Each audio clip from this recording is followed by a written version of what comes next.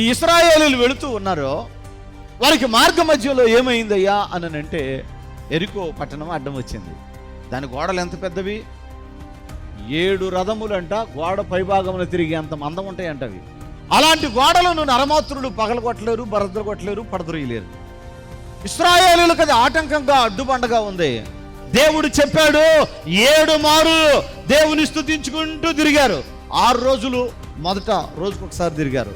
7వ రోజు ఒకేసారి 7 సార్లు ఆపకుండా నోటితో స్తుతిస్తూనే ఉన్నారు.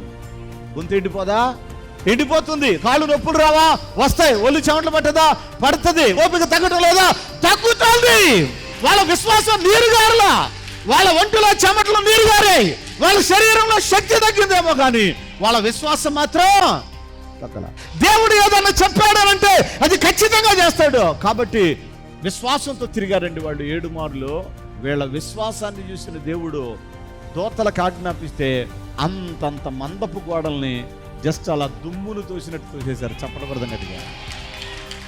ఈరోజు నువ్వు పైకి రాకుండా, ఈరోజు నీకు పిల్లలు పుట్టకుండా, ఈరోజు నీకు ఉద్యోగం రాకుండా, ఈరోజు నీ అప్పులు తీరకుండా, ఈరోజు నీ కుటుంబంలో శాంతి లేకుండా ఏ శక్తి అయితే అడ్డుపడి నీకు ఇబ్బంది కలిగిస్తుందో ఆ అడ్డు గోడలను నా దేవుడు ఈ రోజున బద్దలు కొట్టి వాటిని పడదోసి నీ కుటుంబాన్ని ఆశీర్వదిస్తాడు.